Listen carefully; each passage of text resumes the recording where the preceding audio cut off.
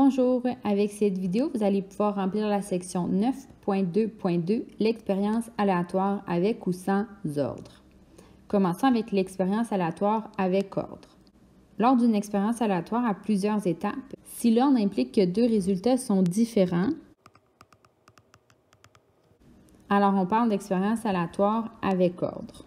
Par exemple, on choisit deux chiffres parmi les chiffres 1, 2, 3 et 4. Si l'on tient compte de l'ordre, alors oméga est. Donc, on pige deux chiffres. Donc, tenir compte de l'ordre, ça veut dire que, par exemple, choisir le chiffre 1 suivi du 2, c'est pas le même résultat que choisir le 2 en premier suivi du 1. Donc, ça nous donne deux résultats possibles. Donc, 1, 2, 2, 1. Et on doit tous les inscrire comme ça. Donc, ensuite, 1, 3, 3, 1, 1, 4, 4, 1, 2, 3, 3, 2,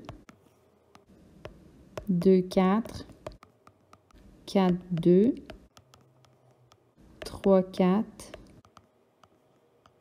4, 3.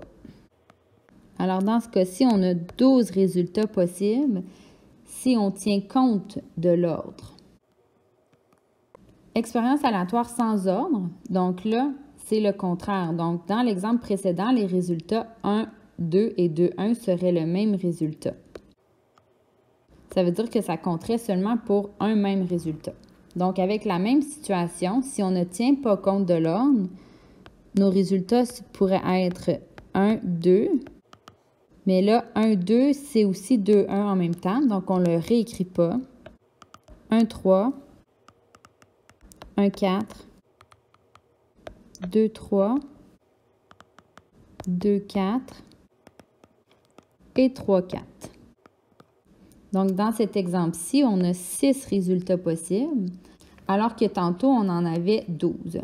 Donc, vous voyez que lorsqu'on ne tient pas compte de l'ordre, on a moins de résultats possibles parce qu'un même résultat pourrait être interprété pour deux résultats différents qui compteraient seulement pour le même résultat. C'est ce qui conclut les notes de cours. Votre travail est déjà terminé.